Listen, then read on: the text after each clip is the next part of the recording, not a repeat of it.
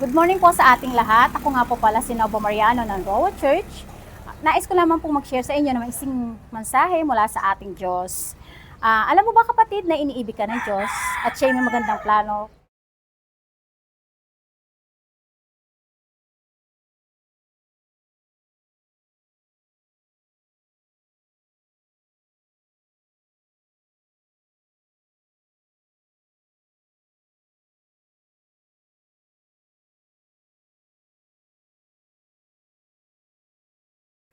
Good morning po sa ating lahat. Ako nga po pala si Novo Mariano ng Rowa Church. Nais ko lamang pong mag-share sa inyo ng isang mensahe mula sa ating Diyos. Alam mo ba kapatid na iniibig ka ng Diyos at siya may magandang plano para sa iyong buhay? Sabi nga po sa John 10:10, ako ay naparito upang bigyan tayo ng buhay na ganap at kasiyasiya. Subalit dahil sa kasalanan, hindi po natin nararanasan ang buhay na ganap at kasiyasiya. Subalit ibinigay ng Diyos ang kanyang buktong na anak. Sabi nga po sa John 14:6, siya lamang po ang daan, ang katotohanan at ang buhay. Walang sino mo makakaparoon sa Ama, kundi sa pamamagitan ni Lord. Yun lamang po. Sabi nga po sa John 3:16, sapagkat gayon na lamang ang pag-ibig ng Diyos sa sanlibutan, kaya't ibinigay niya ang kanyang buktong na anak upang ang sino man sa kanya sumasampalataya ay hindi mapahama, kundi magkaroon ng buhay na walang hanggan. Kaya sabi nga po sa John 1:12, tatapuat ang lahat ng sa kanya'y nagsitanggap ay pinagkalooban niya sila ng karapatang maging mga anak ng Diyos. Sa makatuwid bagay ang mga nagsisampalataya sa Kanya pangalan. Sige po, tayo po ay manalangin ng pagtanggap po sa ating Diyos. Hallelujah Lord Jesus, Hallelujah Father God, Holy Spirit, samahan mo kami sa mga oras na ito.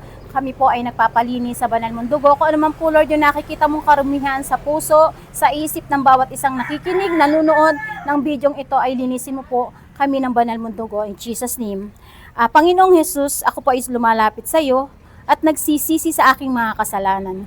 Kinikilala ko na ikaw ay namatay sa krus para sa aking mga kasalanan at upang maranasan ko ang buhay na walang hanggan. Sa oras na ito ay tinatanggap ko sa pamamagitan mo ay maaari kong maranasan ang kapatawaran, kagalingan, katagumpayan at buhay na walang hanggan. Simula ngayon, maghari ka sa buhay ko, tulungan mo akong mamuhay ayon sa iyong kalooban. In Jesus' name we pray, Amen and Amen.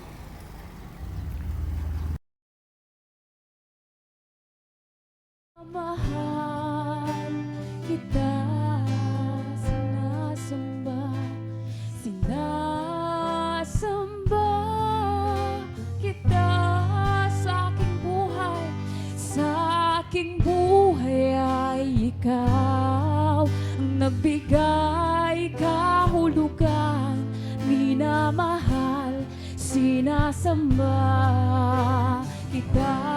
With full conviction, sabihin natin sa Panginoon na mahal kita, sinasamba kita sa aking buhay ay ikaw ang nagbigay kahulugan, minamahal, sinasamba kita, minamahal kita, Panginoon, minamahal kita, sinasamba kita sa aking buhay ay ikaw ang nagbigay kahulugan, minamahal, sinasamba kita. Itaas po natin ang ating mga kamay. Minamahal kita, sinasamba kita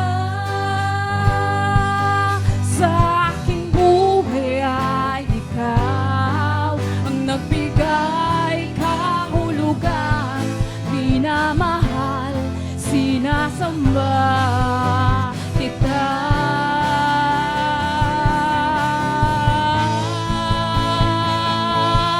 Kabanal-banal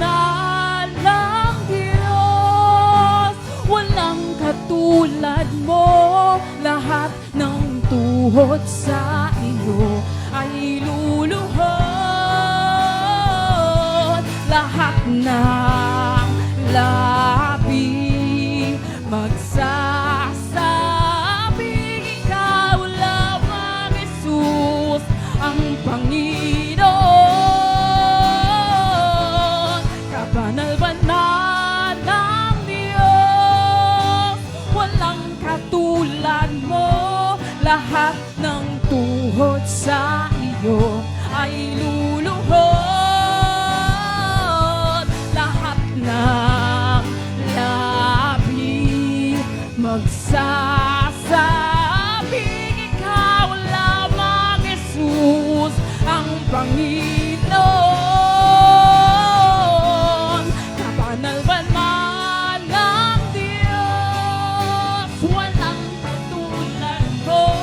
Lahat ng tuhod sa iyo ay luluhod. Lahat ng labi magsasabi ikaw lamang, Jesus, ang Panginoon. Kasi banal-banal ng Diyos, walang yes, Lord, ay luluhod. Lahat ng labi magsasabi ikaw lamang, Jesus, ang Panginoon. Kabanal-banal ng Diyos, walang katulad mo. Lahat ng tuhod sa iyo ay luluhod. Lahat ng labi magsasabi ikaw lamang, Jesus, ang Panginoon. Kabanal-banal ng Diyos, walang katulad mo. Lahat ng tuhod sa iyo ay luluhod. Lahat ng labi magsasabi ikaw lamang, Jesus, ang Panginoon. Say, kabanal ng Diyos, walang katulad mo. Lahat ng tuhod sa iyo ay luluhod.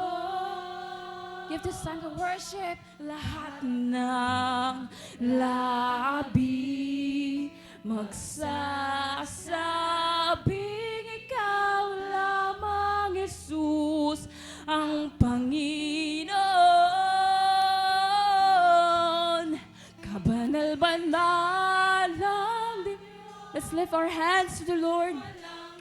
Sama-sama nating i-declare ang kabanalan ng Panginoon ay luluhod. Lahat ng labi magsasabi ikaw lamang, Jesus, ang Panginoon. Sa huling pagkakataon, kabanal-banal ng Diyos, walang katulad mo. Lahat ng tuhod sa iyo ay luluhod. Lahat ng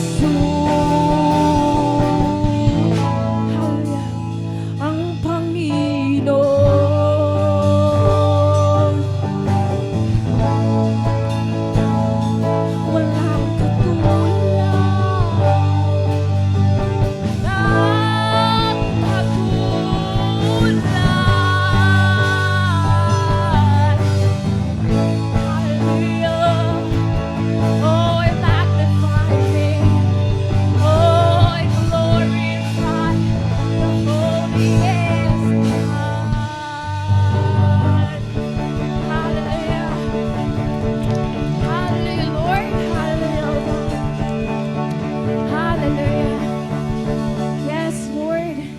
Ika'y banal na Diyos, Panginoon. Lahat kami, Panginoon, magpupurit sasamba sa'yo. Hallelujah. Hallelujah, God. Hallelujah, Jesus. Amen. Amen. Maaari po ba natin muling palakpakan ang ating buhay na Diyos? Hallelujah, Lord. Hallelujah, Jesus. Amen. Amen. Sino po ba dito yung malungkot? Tingin ko nga yung mga mukha nyo kung malungkot kayo. Sino po dito ang malungkot? Ayaw nyo aminin. Di ba? Ayun. So, ang awitin kasi natin ngayon is bago po na song. Pero pwede po pa-flash nung chorus lang. Yung chorus lang po. Ano nga yung chorus? Ang pag-ibig mo'y sapat sa kanino man. Ito ba yun? Pagkat di ka nagbabago magpakailanman. Hindi yan. Yung pinaka-chorus talaga naman. Ayan, ika'y aking sasambahin. Ngalan mo'y sasambitin. Pagkat pag-ibig mo ang siyang mahalaga sa akin. Sa gitna ng ika'y pasasalamatan magpakailanman. Amen! Hallelujah! Sabi po sa awit 13, nagrereklamo si David. Sabi niya, Panginoon, kailan mo ba tatanggalin yung lungkot na to? Nagrereklamo na siya. Lahat ng saloobin niya, ibinibigay niya sa Panginoon. Pero sinabi niya doon sa verse 5, pero ang pag-ibig mo ay sapat. Sabi niya doon, at hindi ako titigil na awitan ka. Magpupuri ako sa'yo kahit ano yung pinagdadaanan ko. And I encourage po yung bawat isa. Ano mo yung pinagdadaanan nyo? Tanggalin nyo muna yung bag na yan. Lapag mo dyan, sipain mo palabas ng pinto. And mag-focus tayong purihin ang Panginoon. Amen! Amen! Hallelujah! Amen. We are ready, Lord! Woo!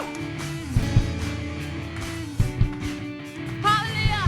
Kami magpupuri, Panginoon!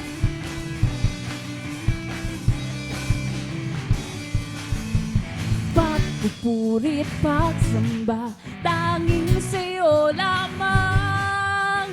Diyos na makapangyarihan, magpakailanman. Ang pag-ibig mo'y sapat sa kanino man. Pagkat di ka nang babago, magpakailanman. Come on, church! Ika'y aking sasambahin, ngalan mo'y sasambitin. Pagkat pag-ibig mo ang siyang mahalaga sa akin. Sa gitna ng kalungkutan, ika'y papupurihan.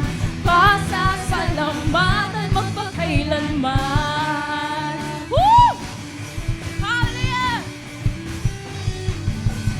Pagpupurit, pagsamba, tanging sa'yo lamang. Diyos na makapangyarihan, magpakailanman. Ang pag-ibig mo'y sapat sa kanino man. Pagkat di ka nagbabago, magpakailanman. Yes, Lord! Ika'y aking sasambahin, ngalan mo'y sasambitin. Pagkat pag-ibig mo siyang mahalaga sa akin. Sa gitna ng kalungkutan, ika'y papupurihan. Pasasalamatan magpakailanman. Ika'y sasambahin. Ika'y aking sasambahin. Ngalan mo'y sasambitin. Yes, Lord! Pagkat pag-ibig mo siyang mahalaga sa akin.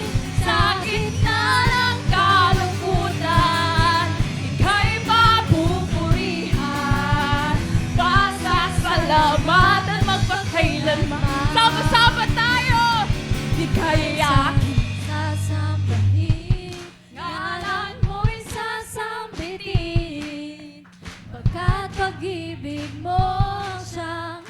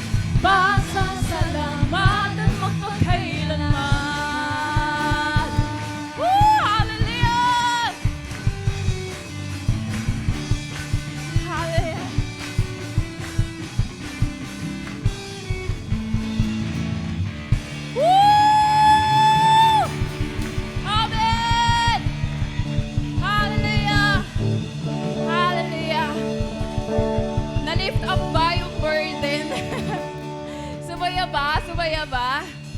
Amen! Amen! Thank you, Lord. Thank you, Jesus. Hallelujah, Lord.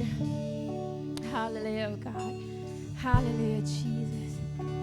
And Lord, kami namamangha, Panginoon, sa iyong kabutihan, O God, sa aming mga buhay. Kami namamangha, Panginoon, sa lahat ng ginawa mo, O God, sa cross, Panginoon, sa pagpili mong bumaba dito sa lupa, Panginoon, para sa amin.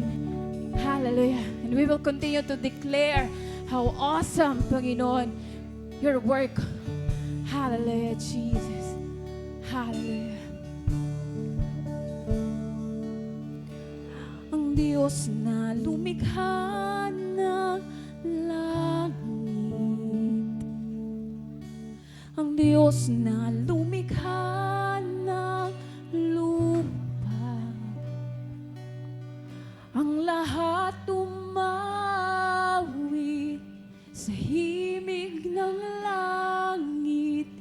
Ikaw na lumikha ng araw, bawat bituin, ang bawat ningning ng buwan at bituin, ang lahat umawi.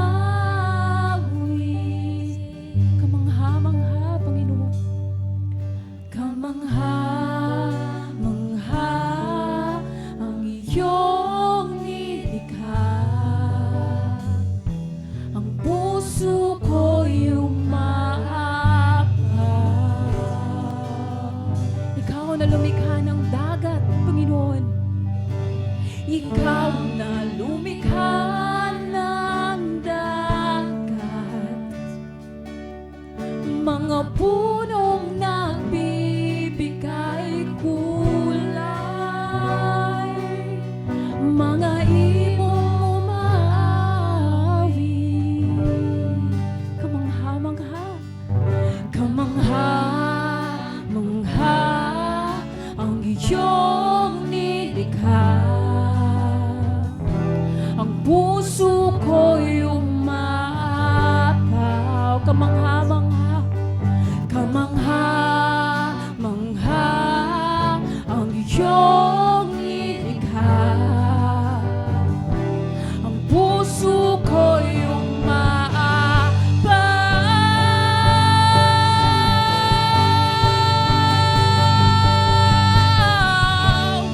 Purihin ka. Kami namamangha, Panginoon. Ako'y namamangha. Yes, O God. Purihin ka. Sa'yo'y namamangha.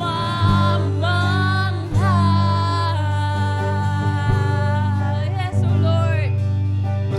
Ikaw na lumikha ng langit at lupa, puno ng biyaya at pag-ibig. Siya'y bumaba upang ako'y tupusin at iligtas. Ikaw ang Mesiyas, ikaw ang Mesiyas, ilaw ng buhay, isinilang ka sa sabsaban. Inialay mo, Panginoon, inialay ang buhay upang ako ay bigyan ng pag-asa. Muli nating awitin, ikaw ang Mesiyas, Panginoon. Ikaw ang Mesiyas, ilaw ng buhay, isinilang ka sa sabsaban. Inialay ang buhay upang ako ay bigyan ng pag-asa. Kamangha-mangha, Panginoon. Kamangha-mangha ang iyong ginawa.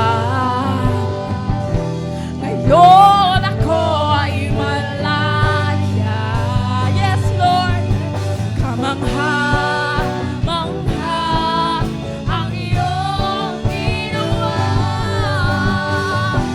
Ako'y puspos ng pag-asa.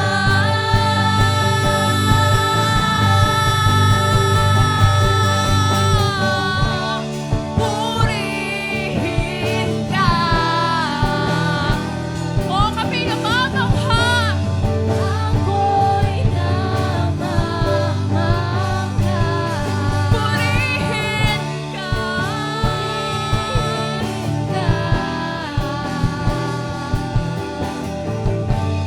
Sa'yo'y namamangha. Purihin ka. Purihin ka.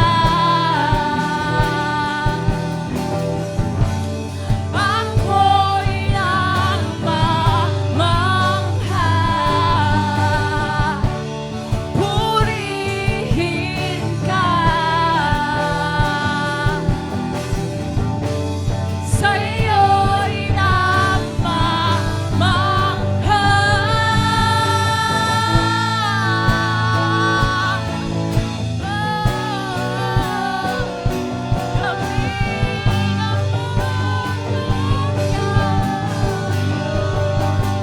Jesus! Jesus! Ako'y namamangha. Ikaw ay dakila, wala kang katulad. Ang ngalan mo'y itataas. Langit at lupa, kami ay sumasamba. Jesus, ako'y namamangha. Ikaw ay dakila, wala kang katulad. Ang ngalan mo'y itataas. Buong langit at lupa, kami ay sumasamba. We worship! Purihin ka. Hallelujah!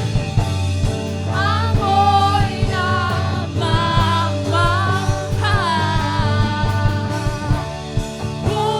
Purihin ka.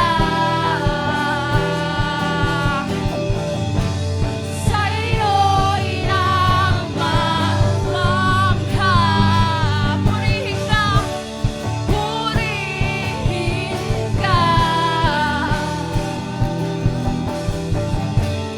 Sa'yo'y namamangha. Church, lift our voice. Purihin ka. Sa'yo'y namamangha. Purihin ka, Panginoon. Purihin ka. Yes, oh God. Ako'y namamangha.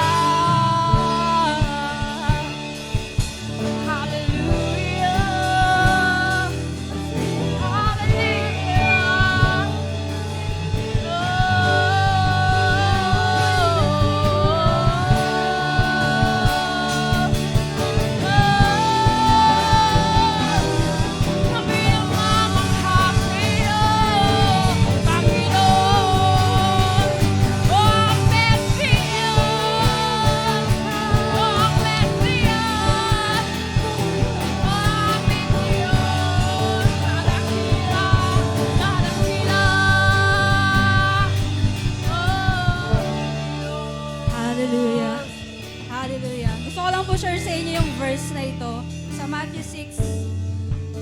Pa-flash na lang po sa screen. Matthew 6:31 to 34. Sabi dito, kaya huwag kayong mag-alala sa kung ano man ang inyong kakainin, iinumin o susutin. Ang mga bagay na ito ay pinapalaga ng mga taong hindi kumikilala sa Diyos. Ngunit alam ng iyong amang nasa langit na kailangan ninyo ang mga bagay na ito. Kaya unahin ninyo ang mapabilang sa kaharian ng Diyos at ang pagsunod sa kanyang kalooban at ibibigay niya ang lahat ng pangangailangan ninyo.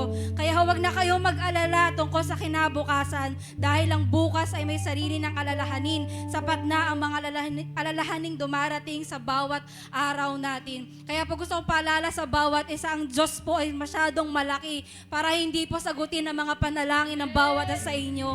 Masyadong dakila yung Diyos na meron ka para hindi ka mapansin sa mga bagay na inaalala mo sa buhay mo. At alam yun ni Lord, nakikita yun ng Diyos sa oras na ito. Kaya po patuloy nating purihin ng Diyos. Sige, pwede po tayo mag-alay ng panalangin po sa ating Panginoon. Lord, maraming salamat po Lord, napakadakila mo. Karapat dapat ka Lord sa aming pagsamba, sa aming papuri. Hayaan mo Lord na sa oras na ito ay kami ay magbigay ng oras ng papuri at pagsamba sa iyo. Patawarin mo kami sa mga panahon at oras, Lord, na inilalaan namin sa sobrang pag-aalala sa mga bagay sa mundo, Panginoon. Pero hayaan mo maging malaya kami na makasamba sa oras na ito. Madakila ka sa buhay namin, Lord, at patuloy na makita ka namin sa umagang ito, Lord God, sa buong gawain na ito, Lord God. Maraming salamat, Panginoon, dahil ikaw ay dakilang Diyos ng buhay namin at sobrang laking mong Diyos para hindi mo makita ang mga pangangailangan namin, Panginoon. At ngayon pa lamang salamat sa pagtugon ng mga pangangailangan na ito, Panginoon. Salamat, dakilang Diyos. Kaya pumuli po sa oras na ito,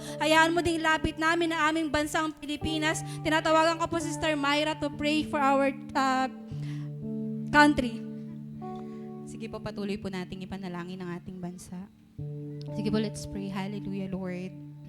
Hallelujah. Amang Diyos, patuloy po, Panginoon, na pinapahayag po namin ang pananampalataya, ang pagdepende namin para sa aming bansang Pilipinas sa oras pong ito.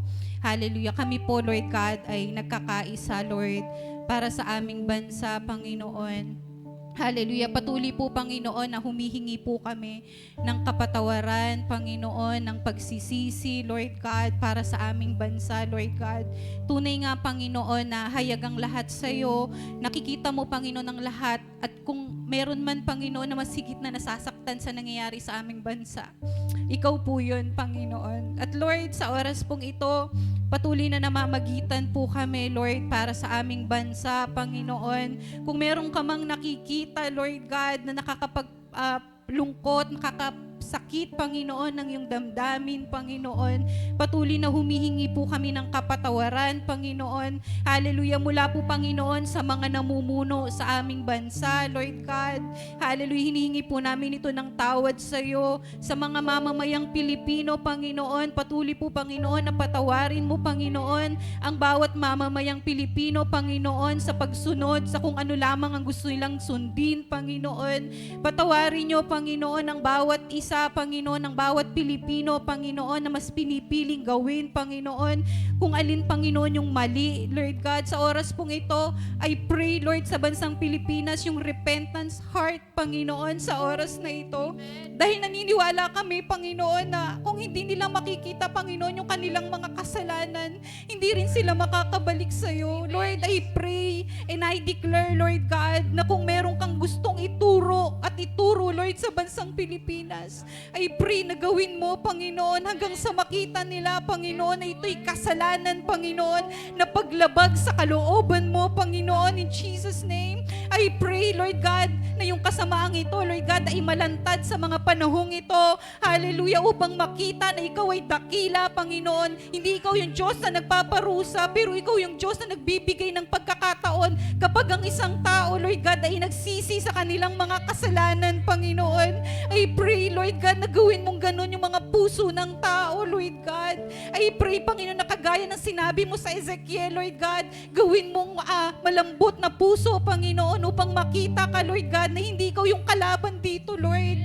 Ikaw, Lord, yung tagapagligtas ng bansang Pilipinas, na hindi kami maliligtas ng aming mga kayamanan, hindi kami maliligtas ng aming mga katayuan, pero sino lamang makakapagligtas sa bansang Pilipinas? Ikaw po yun, Panginoong Jesus. Kahabagan mo ang bansang Pilipinas, Panginoon.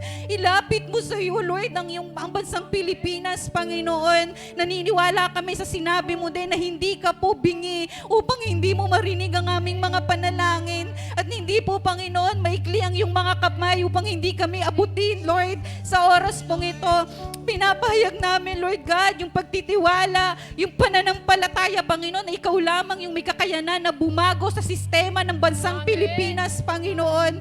Hallelujah, Lord. Salamat, Panginoon. Salamat, Lord. Patuloy po, Panginoon, na hallelujah, napakabalutin mo, Lord, ng yung banal na dugo ang panalangin ito. Patuloy ito pong aming dalangin sa pangalan po ni Jesus. Amen at amen. Amen and amen. Purihin na Panginoon. Sige po, patuloy po na pwede muna tayong maupo. And batiin po natin ang ating mga kasamahan sa umagang ito. Pwede nyo bang batiin ang inyong mga katabi na, kapatid, masaya ako nakasama kita ngayon. And magandang umaga din po sa lahat na nasa online. Hello po and welcome to Jesus, the Rock of Ages Church. And continue to comment, react, and share our live for today po. Ayun, so gusto ko lang din po i-welcome ang mga bago nating kasama. Welcome back sa mga, I think umattend sila nung Youth Align Service. Welcome natin ulit si Lizelle Salazar. Nandiyan ba si Lizelle? Ayan, and then si Janaise. Tama ba yung pronunciation? Janaise Chan? Ayan, ayun siya. Nahihiya siya. Ayan, welcome po and kay Mary Joy. Welcome po. And also, we would like to welcome our newcomers for today. From Taguig. O, dinadayo na tayo ng mga taga-Taguig. Saan ka dyan? Aba? Yung iba pupunta sa Maynila, sila naman lumuluwas sa punta sa atin. Ano? Welcome po kay Jay Carl and kay Erica Joy. Yon, they are from Taguig. Hello po sa inyo at welcome ulit sa lahat na nasa online. Ngayon po tayo po ay dumako sa ating announcement. Ayan, pa-flash na lang po na ating announcement. So habang pina-flash po nila yung announcement natin, so ulitin ko lamang po ang ating church ay meron pong regular services. Meron tayong Wednesday service which is ano po yung every Wednesday? Disciples Night service, and we have Sunday worship service. Disciples Nights every 6 p.m. and then Sunday worship service is kada kailan? Sunday, kala ko maliligaw pa kayo ng araw. Sunday, 8:30 a.m. Ayan, next po. So we have Destiny Class. Tuloy po ang mga Destiny Class. We have, di ko alam kung tapos na sila nung team na identified. So every Friday sila. And every Sunday we have Saved by Grace, 11 to 12 p.m. Natagpuan, 5 to 6 o'clock p.m. And then Cross Carrier, 6 to 7 p.m. Kaway-kaway nga po yung mga Destiny Class students. Yung mga Life Class students. Life class, wala na?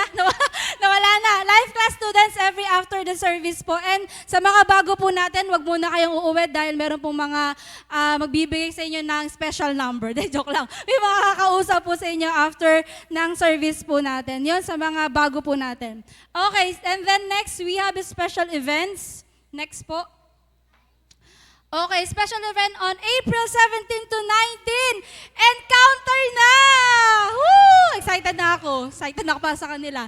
Anyway, so yan, Encounter, April 17 to 19. April 20, equipping by Kuya Ezra's tribe. Nasaan ba si Kuya Ezra? Ayan, equipping time po yan after ng Sunday worship service sa April 20.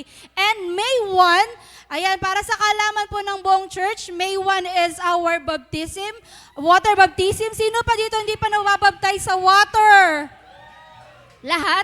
Lahat hindi pa. Ayan, and also this event po of church bonding no sa mga official members of our church. So makipag-ugnayan na lamang po kayo sa inyong mga leaders kung magkano ang mga bayarin at kung ano ang mga gagawin. By the way, for Encounter, Payment is 800 and then yung last payment, kung di ako nagkakamali, is on April 12. Next week. Tama ako ng April 12. Ayun, tapos, may nakalimutan ba ako? Wala naman siguro. Tayo po ay dumako na sa ating tithes and offering. Tinatawagan ko po Sister Angeline. Palakpakan po natin si Lord sa kanyang buhay. Ayun, praise God. So, tayo po ay dadako sa ating message sa tithes and offering. Sabi po dito, sa week 1, generosity reflects God's heart. So, sabi po dito sa Proverbs 11:25, a generous person will prosper. Whoever represses others will be repressed. So, sabi po sa Tagalog, ang taong mapagbigay ay magtatagumpay sa buhay, ang taong tumutulong ay tiyak na tutulungan. So, sabi po dito, ang pagbibigay ay nagre-reflect ng pag-ibig ng Diyos sa nagbigay at binibigyan nito. Siguradong nararanasan natin ang pag-ibig ng Diyos araw-araw. Kaya marapat na maging daluyan tayo nito sa pamamagitan ng ating pagkakalob. So nakita ko po dito sa message natin sa tithes and offering. So pag sabi, malinaw naman po, no, sabi po sa verse na ang taong mapagbigay ay magtatagumpay sa buhay, ang taong tumutulong ay tiyak na tutulungan. So maraming blessing po pala ang Lord kapag tayo ay tapat sa pagkakaloob natin sa Kanya. So, I pray sa bawat isa na paglaanan po natin, if ever na sabi nga po, di ba, minsan may mga times na nagigipit tayo or naubusan tayo, pero magtitiwala tayo sa Lord kasi siya yung nagbibigay sa atin ng kapalit na binibigay naman natin sa Kanya. So, sabi nga po, di ba, sabi, give and take lang po talaga tayo. So, ibigay natin sa Lord lahat yung natatanggap natin, ano man yung pinanggalingan nito sa trabaho man o ano man yung mga nare-receive natin na blessing. So, I pray sa bawat isa na patuloy po tayong maging tapat sa ating pag-iikap po. So, pag-pray po natin lahat ang ating mga ikaw po, Hi Lord, Hi Jesus Lord. Salamat Panginoon sa mensahe na to na nagbibigay sa amin ng kalahasan Lord God, sa pagbibigay sa amin Lord ng pag-asa na maging generosity kami Lord sa'yo. We pray sa bawat isa Lord na bigyan mo kami ng chance Lord na makabawi kami sa'yo Lord. We bless them Lord God sa lahat ng mga mag-iika po Lord God sa'yo. Ikaw nga po Panginoon siya magbalik nito ng siksik, liglig at umaapaw. Maraming salamat Lord. In Jesus' name we prayed. Amen. Amen. Pwede na po lumapit lahat po na magta-tithes and offering. And meron din po tayo for online sa mga hindi po nakaka-attend on physical. Open po ang ating bank account. Makipag-ugnayan na lamang po sa page po ng ROA para alam niyo po kung saan niyo po isi-send ang amount ng inyong tithes and offering. Again, tithes is our 10% for the Lord. Amen. Ulitin ko lang habang nagbibigay po sila. April 17 to 19 is our encounter. April 20 is our equipping day. And then May 1 is our water baptism. Yon. Ayan, tayo po ngayon ay maganda na ng ating mga sarili. Dadako na po tayo sa pinakamahalagang parte ng ating gawain, which is our message for today. Sabihin mo sa katabi mo, wag mo akong kakausapin. Gusto kong makinig kay Pastora Myrtle at tumingin kay Pastora Myrtle. Huwag mo akong kakalabitin pag hindi kinakailangan. Pag ginawa mo yon, kokotongan kita. At sa mga nasa online, wag din po kayo magpapadistract sa mga gawain sa bahay, sinaing, labahin. Mag-focus po tayo sa pakikinig po ng salita ng Diyos. Papalakpakan po natin si Lord sa buhay ni Pastora Myrtle Garcia. Praise, ha? Okay na to. Ayan, good morning po sa ating lahat. Good morning. Excited na po ba tayo marinig yung message natin? Amen. Ako din excited ako. Alam niyo kung bakit? Sa tagal nang nagpapastora ako, may mga favorite ako na mga preachings ko. And I think isa to sa pinaka-favorite ko. Talagang sobrang na-amaze ako nung ginawa ko siya, nung pinag-aaralan ko siya, nung binubuo ko siya. Sobrang na-amaze ako na ang galing. Pwede pala yun. Pwede pala na, or yung Old Testament pala talaga ay nagpapatunay na si Jesus ang Messiah. So I'm very excited to share this with you. Kaya lang di ko alam kung may excite din kayo kasi walaan nyo ko ilang slides. Wala nyo kailan slide yung PowerPoint natin ngayon. 95. Di naman. 75. Mag-overnight tayo. And hindi ko sure, pero ayan natin si Lord kung anong gagawin niya. So, welcome po sa bawat isa. Sa mga hindi nakakilala sa akin, ako po si Pastora Meritel Garcia. At sa mga nasa online, hello po. And gusto ko lang din magpasalamat kasi natapos yung Youth Aligned natin last Sunday. Sobrang nakaka-bless. Nakakatuwa. Ang dami. Kung nakita niyo yung pictures sa church natin, ang daming umattend. Nakakamiss yung mga panahon na, alam mo yan, at nabalik siya bawat isa yung indayog. Ayan. Energy ng youth. Ayun. So, ayun, encourage natin sila na maka-attend ulit. Maka-attend dito talaga. So, another pa is, teka lang, sinulat ko yung mga pasasalamatan ko. Yung yung gumawa po ng ating bulletin, ayan, kung nakikita nyo sa likod. Thank you, Kuya Joey. Ayan. Sa maintenance, meron na tayong bulletin. And sa gumawa ng PowerPoint ko, Joy, yes, special mention kita today. Kasi ang hirap eh. Mahirap siyang gawin. So, nahirapan din akong aralin to. Pero yun nga, sobrang excited ako i-share sa inyo to. So, buti na lang nandito kayo. Sabi mo sa katabi mo, buti na lang nandito ka.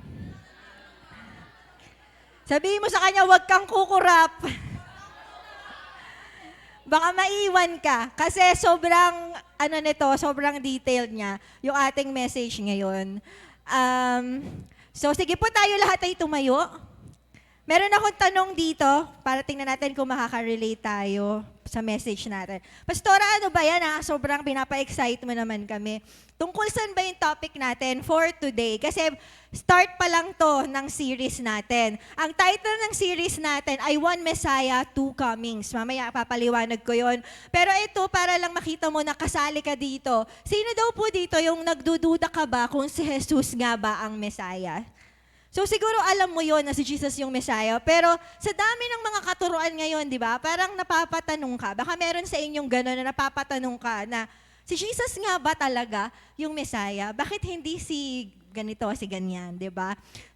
Next is, number 2, ano yung pakibasa nga pa yung number 2, nahihirapan ka ba na makaalis sa kasalanan dahil pinapatawad ka naman ng Diyos at hindi pinagkukulang? So, minsan yan yung reason kung bakit nahihirapan tayo umalis sa kasalanan. Kasi feeling natin, lagi naman tayong papatawarin ni Lord. Kasi mabait siya. Kasi hindi nga niya kami pinagkukulang eh. Nakukuha namin lahat ng gusto namin.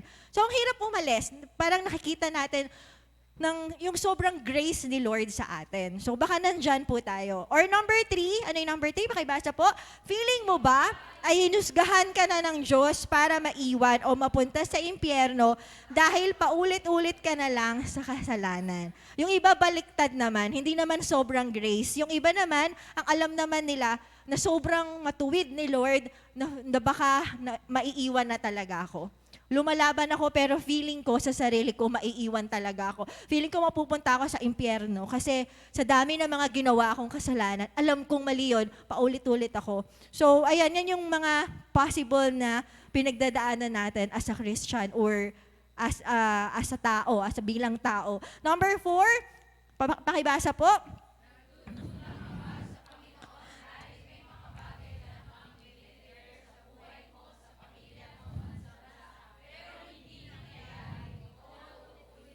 Ayan, sige, tingin ko marami dito, nandito sa number 4, na alam natin yung power ng prayer, alam natin na kapag nag-pray tayo, ganyan, pag hiningi natin kay Lord, mabait si Lord, makapangyarihan si Lord, kaya niyang baguhin yung buhay natin, yung family natin, yung bansa natin, pero bakit ganun pa din? So sometimes, itong mga bagay na to is, nagkakaroon ng question sa Lord, nagkakaroon tayo ng pagdududa sa Panginoon, even sa atin, na worth it pa ba itong ginagawa ko? Yung iba sa atin nadi-discourage na, yung iba sa atin bumabalik sa kasalanan dahil sa mga to. Pero this morning, this whole series ng month of April, ituturo sa atin ni Lord kung ano nga ba yung dapat nating maging response kung may mga ganton tayong tanong. Amen po? Excited po ba tayong malaman? Amen. So sa oras pong ito, tayo yumuko at manalangin. Hallelujah. Salamat, Panginoon, na hindi mo kami hinahayaan na mag-waver sa aming pananampalataya. Dahil ang mga tanong na to ay willing kang sagutin sa sa umagang ito, Panginoon, sa buong series na ito, Panginoon. Lord, sa oras na to, Holy Spirit, we ask for your wisdom and knowledge, Panginoon. We ask for your gifts sa oras na to, na maunawaan namin ang iyong mga salita, Panginoon, at maging buhay sa amin, ikaw po, Jesus Christ, bilang Messiah. Yun ang katotohanan, yun ang truth, O Lord. Hallelujah. At masagot, Lord, yung mga katanungan sa aming isipan. Magkaroon din po ng encouragement sa bawat isa na magpatuloy na manampalataya sa iyo, ano man ang aming pinagdadaan, at maranasan yung victory ng cross sa buhay ng bawat isa hanggang sa muli mong pagbabalik. Ito po ang aming dalangin sa pangalan ni Jesus. Amen. Okay, so tayo po ay makakaupo na. Again, ang title po natin ng buong series ngayon, explain ko muna yung series kung bakit ito. Ano daw po yung series?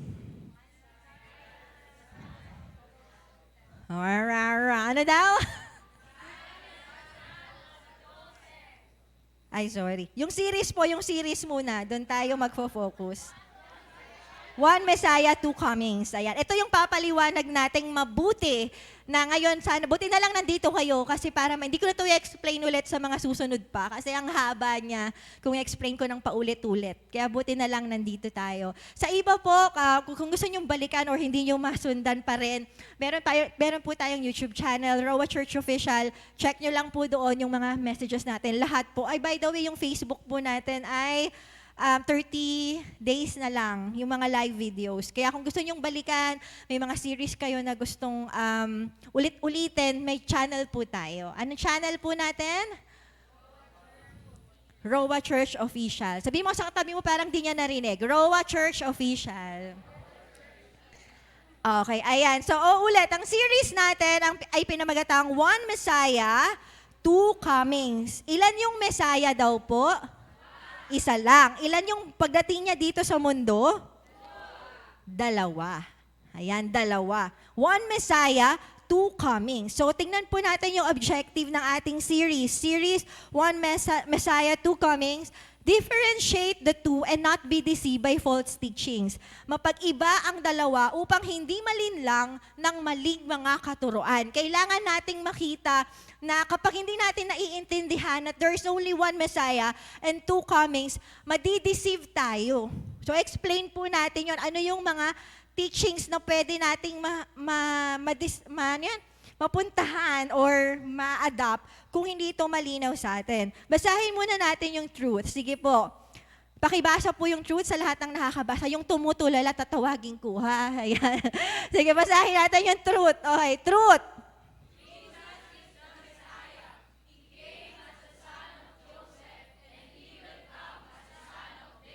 Sa Tagalog,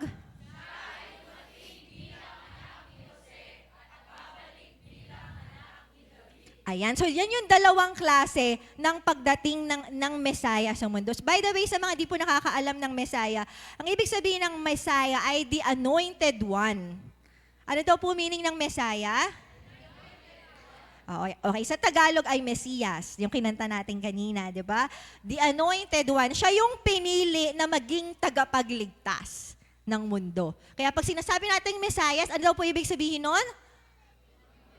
The anointed one or pinili na maging tagapagligtas. In-anoint, pinili para maging tagapagligtas.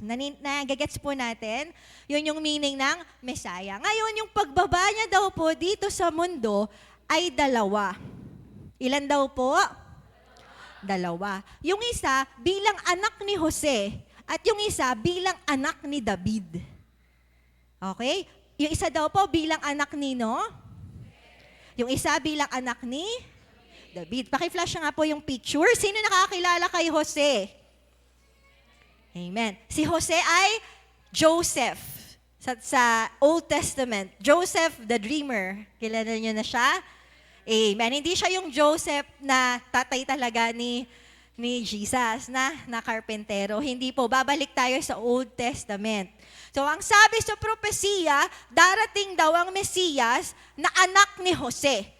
So, sa world, ang alam natin, nagaling lang siya sa descendant o sa lahi ni Joseph. Diba? Tama ba? Ako dati, yun lang din ang alam ko. na si Messiah o si Jesus ay galing sa lahi ni Jose. Pero hindi lang pala yun. There's more to that. Hindi lang siya sa lahi ni Jose. Pero sino nakakakilala kay Joseph? Sige nga, taas yung kamay para po malaman natin. Yung mas mataas, kasi hindi ko masyadong makita. Okay, so marami ring hindi. Ayan, so papaliwanag natin. Kaya natin iisa-isahin. Bilang anak ni Jose, at also bilang anak ni... Natatanggal. Bilang anak ni David. Sino naman nakakilala kay David? Oh, mas madami, mas madami. Ano pagkakaalam nyo kay David? Hari, ano pa? Slingshot, di ba? Yung tirador, tinalo niya yung giant na si Goliath, di ba? So, kilala natin sila. Kung makikita nyo, magkaiba sila ng personality. Si Joseph, ano yung meron sa kanya? Madaming pinagdaan ng... Yun yung pag-uusapan natin ngayon. Marami siyang pinagdaan ng hirap, pero siya yung naging savior ng Israel.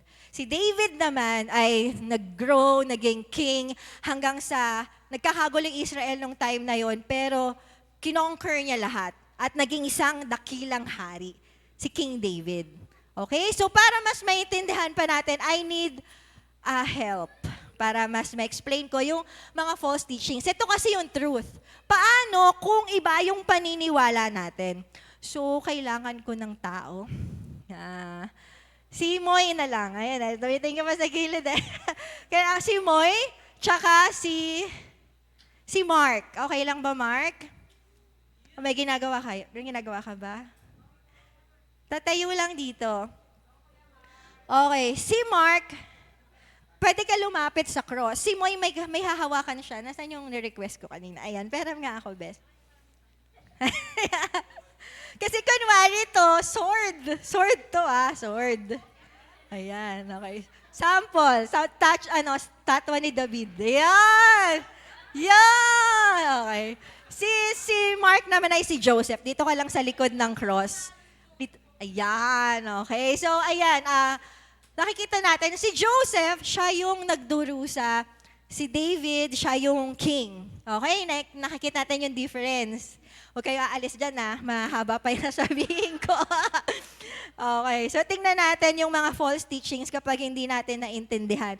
Ito yung mga false teachings, explain ko po sa inyo para mas maintindihan natin, may illustration tayo. Yung iba po ang paniniwala, paano lang kaya ako?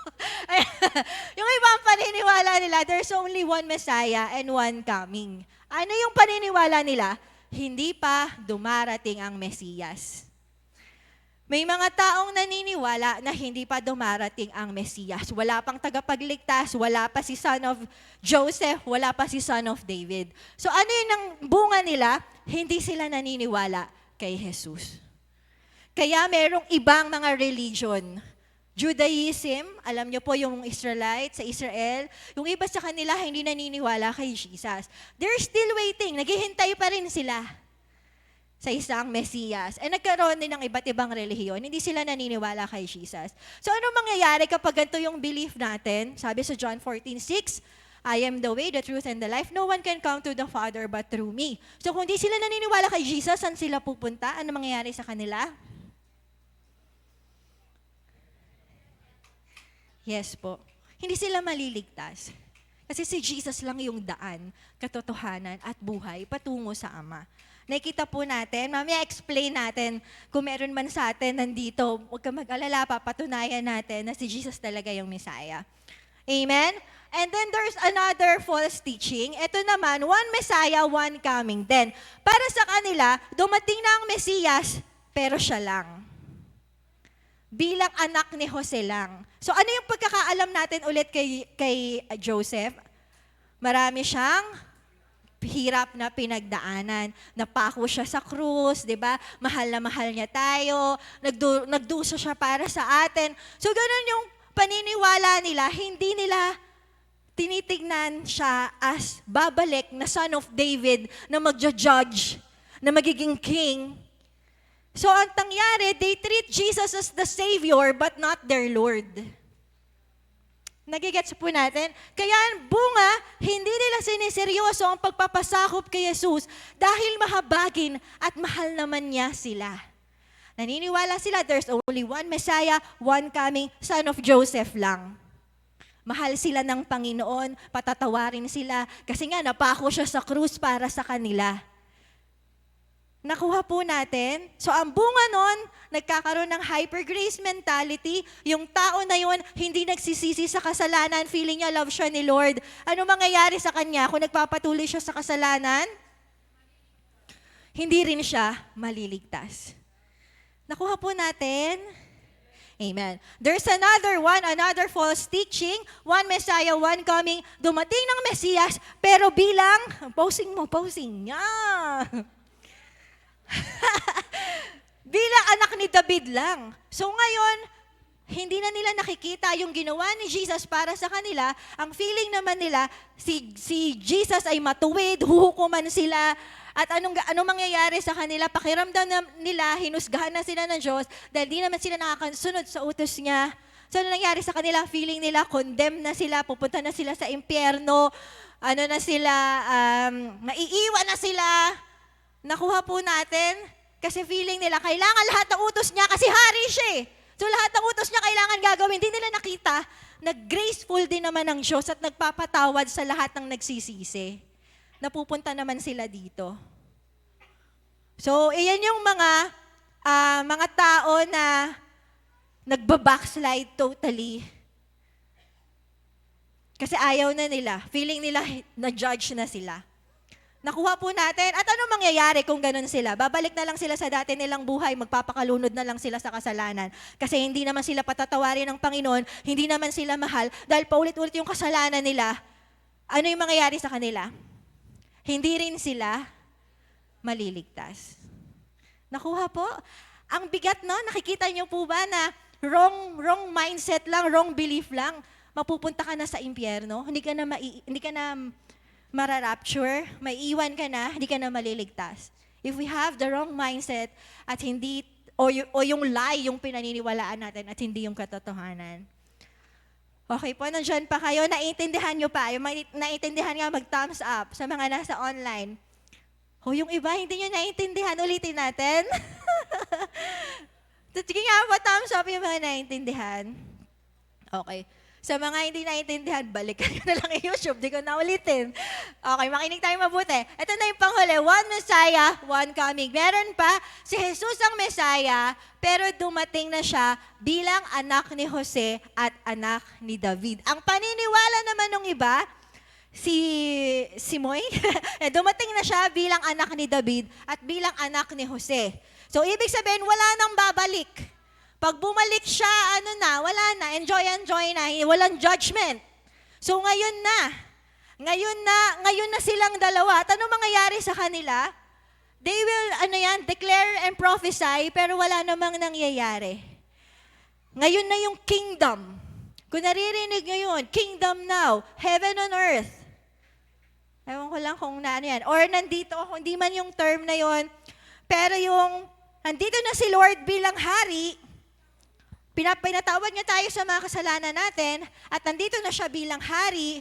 So, ibig sabihin, lahat ng sabihin natin, lahat ng gagawin natin, in the name of Jesus, ay mangyayari. Nakuha niyo po ba ako? Kasi nandito na naghahari na si Lord. Ngayon. So, pagka sinabi natin, in the name of Jesus, gumaling ka. In the name of Jesus, lumayas ang demonyo. In the name of Jesus, yayaman ako.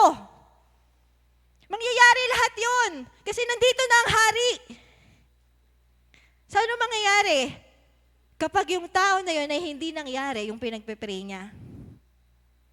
Kapag hindi gumaling yung may sakit, hindi lumayas yung demonyo o hindi siya yumaman, walang buhay na komportable. Ang hirap pa rin ang buhay. Nagtitiis pa rin siya. Ano mangyayari dun sa tao na yun? Magdududa na siya sa Panginoon at magbabackslide. Hindi naman totoo. Bakit kahit anong pray ko, wala nangyayari? Hindi naman totoo yung kapangyarihan ni Lord. Bakit ganito pa rin yung Pilipinas? Nakikita natin. Kasi akala natin, dumating na si Jesus Christ. Ano yung katotohanan? Paparating pa lang si Jesus as Son of David. And when He comes, He will restore everything. Doon pa lang magkakaroon ng hostisya ang lahat. Doon pa lang magkakaroon ng bagong government, new heaven and new earth. Doon pa lang mapaparusahan ang mga wicked. Doon pa lang magkakaroon ng hostisya sa mga pinatay, sa mga inapi, sa mga inosente. Doon pa lang sa pagbabalik ni Jesus as Son of David. Nakikita po ba ng lahat? Naliliwanagan po ba tayo? Tumango kayo at nahihirapan na yung dalawa kong kasama dito. Kasi kung hindi, ulitin natin. Mag-aimay nga na malakas yung maayos na para makaupo na sila. Eh, sige. Thank you, Mark. Tsaka thank you, Moy. Magwalis ka na rin dyan. Joke lang. Naiintindihan po natin kung gaano kahalaga yung message natin ngayon. Amen. Ito na ngayon. Dito na tayo pupunta sa message. Dito pa lang.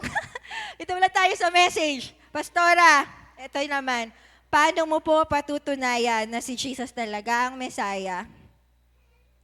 So, ayan, paano natin mapapatunayan, iisa-isahin natin ngayon, si Jesus as the son of Joseph and Jesus as the son of David.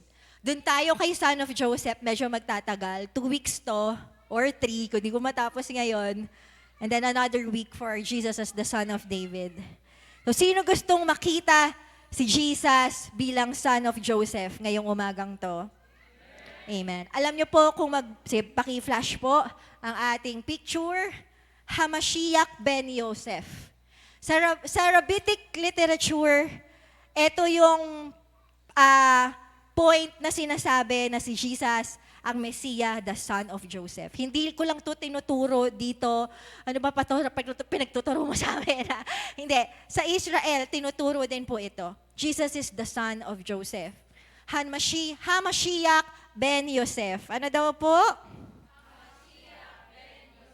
Ayan. At ang ating key verse ay makikita natin sa Genesis 37 to 40. So magbubuklat po tayo ng Bible. Pakibuklat po kayo, please. Sa Genesis. So, nasan po ang Genesis? By the way, sa mga nasa online, pag may tinatanong ako po or pinapasabi, magko-comment po kayo ha para ma-feel nyo na kasama namin kayo dito. Okay, Genesis 37. So, nakabukas na po ang ating mga Bible. Genesis 37. Okay, so ganito, pagkukwentuhan muna natin ang buhay ni Joseph. And mamaya makikita nyo na lahat ng pinagdaanan ni Joseph ay pinagdaanan din ni Jesus Christ. Just to prove that Jesus is the Messiah. So, basahin natin. Genesis 37 verse 3. Sa mga, I suggest sa Bible kayong magbasa. Pero kung wala po kayong dalang Bible, dito na lang po tayo tumingin. Amen po? Pag may Bible, saan titingin? Sa Bible. Okay, basahin natin. Genesis 37 verse 3, mas mahal ni Israel si Jose kaysa ibang mga anak. So, tingnan natin yung picture. Sabi dito, Joseph was loved by his father. Para sa mga hindi nakakakilala kay Joseph, siya po ang paboritong anak. Ayan, ng kanyang tatay. Ano daw po siya ng kanyang ama? Paboritong anak. Ano po yung naka-underline? Minamahal. Mahal na mahal ng kanyang tatay si Jose. Basahin natin yung kasunod. Genesis 37, 5 to 8. Minsan na naginip si Jose at lalong namuhi ang mga kapatid niya nang ito ikwento niya sa kanila. So by the way, anuhan ko lang, so dahil mahal na mahal siya nung kanyang tatay, ano po yung nangyayari sa mga kapatid niya? Naiinggit sa kanya. Nagagalit sa kanya. So ano naginip ngayon si Jose? Ano daw yung napaginipan niya? Verse 7, na tayo ay nasa bukid at nagbibigkis ng trigo. Tumayo ang aking binigkis at yumukod sa paligid nito ang inyong mga binigkis. Ano? Ano? Ang ibig mo sabihin, maghahari ka sa amin. Eh di lalo silang nagalit kayo siya. Actually, may isa pang panaginip yan. Di na lang natin nilagay. Pero napipicture nyo po yung panaginip. Sige, palagay nga po yung picture. Tingnan natin yung panaginip. So, kung nakikita nyo yun daw si Joseph, tapos lahat ay yumuyuko. Sila daw yung mga kapatid ay yuyuko kay Joseph. Napipicture nyo po? May kausap ba ako? Amen. Joseph told his brothers about his future glory and they hated him. Sa Tagalog, sinabi ni Jose ang karangalan na matatanggap niya sa hinaharap sa mga kapatid niya. Ano yung naramdaman ng mga kapatid niya? Namuhi. Yung mga naka-underline, babasahin natin kasi lalabas yan sa exam. Okay. So ano nangyari after niyang managinip? Genesis 37:12-14. Isang araw, nasa Shechem ang mga kapatid ni Jose at pinapastol doon ang kawan ng kanilang ama. Sinabi ni Israel kay Jose, gumayak ka at sumunod sa iyong mga kapatid. Opo, tugon ni Jose. Sinabi pa ng kanyang ama, tignan mo kung sila'y nasa kalagayan. Pagkatapos, bumalik ka agad at nang malaman ko. Ano daw yung pinapagawa ng kanyang tatay? Basahin natin. Number 3, Joseph dwelt with his father and was sent to seek the welfare of his brothers. Naninirahan si Jose sa piling ng kanyang ama. Saan nakatira si Jose? Ayan. At siya'y pinadala upang tingnan kung nasa ang kanyang mga kapatid. Ayan. Sundan nyo ko bibilisan ko lang dito sa part na to, pero pag hindi mo to nasundan, hindi mo ma-appreciate yung kasunod. Kaya please, sundan nyo yung story ni Joseph. Okay po ba? Okay, so next. Basahin natin, ano nangyari nung pumunta si Joseph doon? Genesis 37:18-20. Malayo pa ay natanaw na siya ng mga ito, ng mga kapatid niya. Nagkaisa silang anong gagawin kay Joseph? Grabe, no? Sino ba ditong gustong pumatay sa kapatid niya? Grabe, no? Pero ito, grabe sila. Ayan, 19. Sinabi nila, ayan na, ang mahilig managinip. Anong gagawin daw nila? Patayin natin siya at ihulog sa balon at sabihin, siya isinila ng mabangis na hayop. Tingnan natin kung anong mangyayari sa kanyang mga panaginip. And then number 4. Ano yung nangyari dun sa verse na yon? Joseph's brother planned to gusto nilang patayan siya. Okay, next na point. So, habang nagpaplano sila, Genesis 37:27, 26, sorry, nagkamali-mali yung mga ano. So, basahin natin. Sinabi ni Judah, sino daw po yung nagsabi? Sa kanyang mga kapatid, wala tayong mapapala kung papatay natin ang ating kapatid. Yes, kala mo na sa audio. Sa radyo lang eh. Mabuti pa eh. Ipagbili na lamang natin siya sa mga Ismaelita kaysa ating saktan. Siya'y kapatid din natin, laman ng ating laman at dugo ng ating dugo. At sila'y nagkasundo. Kahit na, no, di ba? Binago nga, ano naman gagawin? Ibebenta. Di ba? Sino nagbenta? Si Judah. Sino po? Anong pangalan? Tandaan niyo mabuti. Lalabas to sa exam. Si Judah. Oh, pag nag-Bible quiz kayo, di ba? Alam nyo na. Support natin yung Roa TV. Ayan. Okay, number 5. So, ano nangyari? Natuloy na nabenta po ang kanyang kapatid. Joseph's brother betrayed him to the Gentiles. Pinagkanulo si Jose ng kapatid niya sa mga hentil. Ano yung hentil? Basta hindi Hudyo ay hentil. Ayan, basta hindi Hudyo ay hentil. So, hindi sila Jews, hindi sila Israelites. Ishmaelita nga, di ba, sabi kanina. So, basahin natin yung kasunod. Nung binenta, ano na nangyari? Ay, sorry, ito pa lang pala. Kaya't nang may dumara ang mga mangalakal na Midianita. Ayan, so plano nila Ishmaelita, pero nakakita sila, uy, may bumibili ng bata. Di ba, grabe, no? May bumibili ng bata. Kinuha nila si Jose, inahon si Jose at pinagbili sa halagang magkano? Grabe, no? 20 silvers only. Ayan. Ano yung naka-underline? Yung iba hindi nagsasalita. Ano yung naka-underline? Pilak. Tandaan nyo yung mabuti kasi makikita nyo yan mamaya. At si Jose dinala ng mga Ismaelita sa Ehipto. So, nakita natin dito, Joseph's brother sold him for silver. Binenta si Jose ng kanyang kapatid para sa pilak. Okay, very good. Next, ano nangyari? So, dahil wala na si Jose, ano ngayon yung sasabihin ng mga anak sa kanilang tatay? Genesis 37:31, nagpatay sila ng kambing at tinubog sa dugo nito ang hinubad na damit ni Jose. Pagkatapos, dinala nila ito sa kanilang ama at sinabi, nakita po namin ang na ito. Tignan nyo nga kung ito nga ang mahal niyong anak, nakilala niya agad ang damit. Kasi alam niyo kung bakit, yung damit na yon ay tinahi ng tatay niya para sa kanya. So yung damit na yon, nakita nung tatay niya. Nakilala niya agad yung damit. Sabi, kanya nga ito. Pinatay ng mabangis na hayop. Joke lang. Ayan, ang anak ko, di ba? Pihong nagkaluray-luray ang kanyang katawan. Yes. So nakita natin, siguro dito ko muna tatapusin, Nes, kasi may hinahabol ko yung oras. Ito muna ituturo ko ngayon, next week na lang yung iba. Okay lang po? Ayan. Joseph's clothes were used to prove his death. Ginamit ang damit ni Jose para patunayan ang kanyang kamatayan. Ano daw po yung ginamit para patunayan yung kamatayan ni Jose? Yung damit niya. So fast forward tayo. Joy, nasusundan mo ako? Slide 37. So balikan natin ulit. Ngayon naman, puntahan natin si Jesus. Si Jose ay mahal na mahal ng kanyang ama. Si Jesus ay mahal na mahal ng kanyang ama. Basahin natin, Matthew 3:16-17. Nang mabautismuhan si Jesus, kaagad siyang umahon sa tubig, nabuksan ang langit at nakita ni Jesus ang Espiritu ng Diyos na bumababa na parang isang kalapate at dumapo sa kanya. At isang tinig mula sa langit ang nagsabing, ito ang minamahal kong anak na lubos kong kinalulugdan. Nakita natin yung similarities ni Joseph at ni Jesus. Una pa lang sa kwento ni Jose.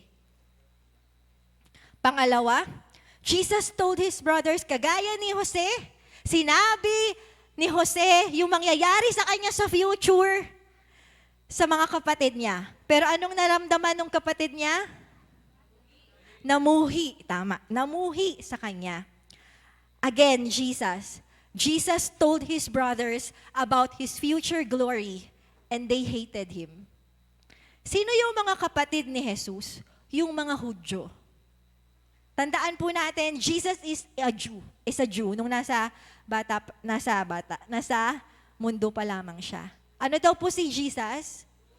Jew o Hudyo? Hudyo. Nakatira siya sa Israel. So pag sinabi ngayon, pag naririnig mo yung kapatid, ang sinisimbol ng kapatid ay yung mga Hudyo. Nakikita po natin, yung mga kapatid ni Joseph ay yung mga Hudyo. So sinabi ni Jesus, ang karangalan na matatanggap niya sa hinaharap sa mga kapwa niya Hudyo at namuhi sila sa kanya. Basahin natin itong verse na to sa Marcos 14:62. Sumagot si Jesus. Ako nga, tingnan niyo to, sinabi ni Jesus, makikita niyo, pinrophesy niya dineclare niya sa kanila, mangyayari to sa hinaharap. Makikita nyo ang anak ng tao na nakaupo sa kanan ng makapangyarihan at dumarating na nasa mga ulap ng kalangitan. So dinideclare niya yung mangyayari sa kanya sa future. Siya yung maghahari, nakaupo siya sa kanan ng makapangyarihan, luluhod sa kanya ang lahat. Kagaya na nangyari kay Joseph. Pero ano yung naramdaman? Ano yung naging reaction ng mga Hudyong sinabihan niya?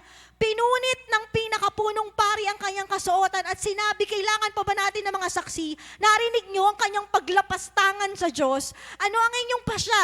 Nagkaisa silang lahat, nahatulan siya ng kamatayan. Same story. Different times, but same story. Jesus is the Messiah. Amen? Number 3. Jesus dwelt with his father and was sent to seek the welfare of his brothers. Naalala nyo, saan nakatira si Jose? Sa kanyang ama. Tama. At pinapunta siya, di ba, sa Shechem para tignan ang mabuting kalagayan ng kanyang mga kapatid. Naninirahan si Jesus sa piling ng kanyang ama sa langit. Nakatira siya sa langit.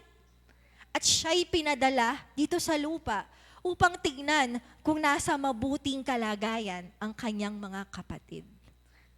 John 6:38, ako'y bumaba mula sa langit, hindi upang gawin ang sarili kong kalooban, kung hindi ang kalooban niya na nagsugo sa akin. Si Jesus ay naparito dito sa lupa upang tignan ang ating kalagayan. At nakita niya yung kalagayan natin na nagdurusa tayo dahil sa kasalanan. Number 4, the Jews planned to kill Jesus. Kung paano yung mga kapatid ni Jose pinagtangkaang patayin si Jose.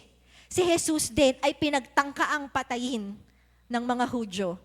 Mark 14:64, narinig niyo ang kanyang paglapastangan sa Diyos, ano ang inyong pasya? Nagkaisa silang lahat, nahatulan siya ng kamatayan. Nakita niyo po, same story. Next, number 5, the Jews betrayed Jesus to the Gentiles. Pinagkanulo si Jesus na mga taga-Hudyo sa mga Hentil. Si Jose, binenta sa mga Midianita, Ismaelita. Si Jesus, pinagkanulo sa Hentil. Alam niyo kung sino yung Hentil na yon? Saan pinagkanulo si Jesus? Luke 23 verse 1, Lucas 23:1, tumayo ang buong kataas-taas ang kapulungan ng mga Hudyo at dinala si Jesus kay Pilato. Alam niyo po ba na si Pilato ay isang Romano? Hindi siya Hudyo. Hentil siya. Same story. Si Joseph dinala si Hentil, si Jesus dinala sa Hentil. Hindi nila kauri. Parang si President na dinala sa ICC. Di ba? Next, ex-president pala, sorry. Number 6, Jesus' disciples sold him for silver. Naalala nyo? Kaya paulit-ulit kong sinasabi sa inyo kanina, si Joseph, ipinagkanulo sa anong halaga? Pilak. Para sa pilak. Anong pangalan nung nagkanulo kay Joseph? Judah. Ano ang pangalan nung nagkanulo kay Jesus? Judas. Same story, even same names. Alam niyo po na ang Judas, isa lang yung Hebrew word niya, Yehuda. Parehong malapit sa kanila, parehong kaibigan na kapatid, parehong nagkanulo sa kanila, parehong pinagkanulo sa kanila, parehong pinagkanulo sila dahil sa pera. Ano po ang ibibigay niyo sa akin kung tutulungan ko kayong madakip si Jesus? Mateo 26:15. Tanong niya, noon day binayaran nila si Judas ng 30 pirasong pilak. At ito na yung huling-huli for now. Si Jose, pinatunayan yung kamatayan niya sa pamamagitan ng kanyang damit. Pero si Jesus, patutunayan naman ang kanyang pinatunayan ang kanyang muling pagkabuhay gamit din ang damit. Yung damit na pinang-cover sa kanya nung namatay siya. Basahin natin, 1:26-7. Nang dumating si Simon Pedro, tuloy-tuloy itong pumasok sa libingan at nakita nito ang mga telang lino at ang panyong binalot sa ulo ni Jesus. Ang panyo ay hindi kasama ng mga telang lino kung hindi hiwalay na nakatiklop sa isang tabi. So ano ibig sabihin nito? Maraming interpretation to dun sa mga nakatupi, yung panyo nakahiwalay. Ang sabi po nung iba, ibig sabihin nito, hindi talaga ninakaw yung katawan niya. Kasi ba't na magtutupi pa? Diba? Kung totoong ninakaw yung katawan ni Jesus at hindi siya totoong muling nabuhay, yung magnanakaw ba magtutupi pa ng damit? Teka lang, tutupuin ko, baka kahiya naman sa mga darating, makikita nila, Hindi na magtutupi, saka nakita magnanakaw, nagtupi. Di ba? Inayos pa, di ba? Pag magnanakaw, ano yan, sabog yung bahay, di ba? Sabog yung Pero hindi, nakatupi. So, ibig sabihin, talagang nabuhay ulit si Jesus Christ. Amen? And sabi nga nila, alam ko naturo to sa Disciples Night, isa pang meaning ng nakatuping panyo ay, babalik ako. Tama ba, Krisha? Yung pag nakatupi, alimbawa sa table, pag umalis yung kumakain, sabihin, babalik pa siya. Huwag mo munang ligpitin yung pinagkainan ko kasi babalik ako. Pag nakatupi yung table napkin, di ba? Ayan. So, ganun din kay Jesus Christ. Babalik siya. Umalis siya at babalik siya. So, pinatutunayan niya na siya ay muling nabuhay. Amen po? At siya ay babalik. Siya ay babalik. At babalikan niya yung mga nananampalataya sa Kanya. Nakita po natin. So ano yung application natin sa ating mensahe for now? Half lang to kasi meron pa tong hanggang 12 to, tapos meron pang next. Pero ang ganda. Na-amaze ba kayo? Sobrang na-amaze ako sa plano ng Diyos. So siguro ito lang din yung sasabihin ko bago tayo pumunta sa application. Ako kasi nung ginagawa ko itong buong to, mahaba pa tong message natin. Pero nung habang ginagawa ko siya, isa lang yung nakita ko sa buong message na yon, that God is in control. Whatever happens, kung ano man yung nangyayari, may plano siya. Kung ano yung nangyayari nung time ni Joseph, na naghihirap siya, binenta siya, meron palang purpose yun. Kung ano yung nangyayari kay Jesus Christ nung pinako siya sa krus, nung dumaan siya sa lahat na nireject siya ng mga taong dapat na nagmamahal sa Kanya, may plano ang Diyos doon. So kung ano man yung pinagdadaanan mo ngayon, na mahirap, na masakit, may plano ang Diyos dyan. Amen? God is in control. Hindi siya nawawala sa trono niya. Amen? Kahit mukhang parang sobrang gulo ng buhay mo ngayon, hindi pa rin nawawala ang control sa kamay ng Diyos. He is sovereign. Amen? At gagamitin niya yung pinagdadaanan mo ngayon para makapagligtas ng mas maraming tao. Hindi mo lang alam, but you will see. Hindi mo lang nakikita, pero pagdating sa hinaharap, makikita mo din. Siguro si Joseph sa langit, parang sinasabi niya, ganun pala yun. Kaya pala ako dumaan doon. Pero nung time na yun, hindi niya alam. Tama ba? Nung time na, bakit ako binenta ng mga kapatid ko? Diba? Bakit ako nandito ba't pinagdaanan ko to? Siguro si Jesus, of course, Jesus Christ, alam niya din. Alam niya na. So, doon tayo kay Joseph, doon tayo makaka-relate. Diba? Pwede ngayon, time na to, hindi mo naiintindihan. Bakit ang hirap ng buhay? Bakit kailangan kong hindi matulog? Ba't kailangan may sakit ako pero gumagawa pa din ako? Bakit kailangan kong mag-aral? Bakit kailangan kong gawin yan? Ba't kailangan kong magbalasik? Ba't kailangan kong mag-cell group? Ba't kailangan ko itong gawin? Itong mga nangyayari sa akin? Bakit ko ito pinagdadaanan? Mabait naman ako. You know, Joseph, mabait siya. Hindi siya masamang tao. Bakit ako dumadaan sa ganito? Pwedeng hindi natin naiintindihan. Pero panghawakan mo na God is in control. Nakikita niya yung hindi mo nakikita. At makikita mo rin yon pagdating ng panahon. Huwag ka lang bibitaw. Si Joseph hindi siya bumitaw hanggang sa huli. Malayo pa to, pero sino nakakaalam ng kwento ni Joseph? Naging ano ba siya? Naging governor siya. Tagapagligtas, hindi lang ng Ehipto, pero lahat ng time na yun, nagkaroon ng tagutom. Siya yun naging savior nilang lahat.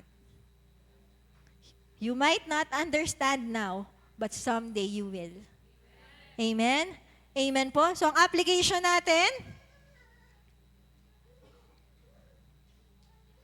sorry, teka lang po. Number 1, nakalagay ba dyan? Okay, sabi po dito, believe in Jesus as the Messiah. Sino dito naniniwala na? Dati nagdududa ka na, talaga bang si Jesus? Pero ngayon nakita mo, si Jesus talaga yung Messiah. The son of Joseph, the suffering servant. Pinatunayan yun sa kwento ni Jose. Sabi po dyan, Jesus was loved by God the Father and He reconciled us to Him. So we can experience His love as well. Let us look to God for love, not the world. Nakita natin si Jesus ay minamahal ng Diyos Ama at pinagkasundo niya tayo sa Kanya. Alam niyo yung isang purpose ng cross? ay para tayo ay mailapit sa Diyos, Ama. Di ba si Jesus, sobrang mahal siya ng tatay niya. Yung pagmamahal na yon, gusto niyang maramdaman din natin. Kasi sa mundo ngayon, the world is so cold. Di ba? Parang, ang ano ngayon, napakalamig ng mundo. Ang hirap humanap ng love ngayon sa loob ng family, 'di ba? Sa school, sa trabaho, parang bihira na lang makakita na ng mga relationships na nagmamahalan talaga. At gustong iparamdam 'yun sa inyo ng Panginoon. Sa Diyos natin hanapin ang pag-ibig, hindi sa mundo. Sa mundong to, lagi lang tayong masasaktan. Kasi hindi nila kaya. No, kahit gaano ka-perfect yung ina-idol mong tao, ina-expect nyo. Alam nyo, minsan, share ko lang po, no, kung bakit mahirap tumingin sa mga tao ng pagmamahal. Alam nyo kung bakit? Kasi hindi nila kayang ibigay yung expectation natin. At masakit yun.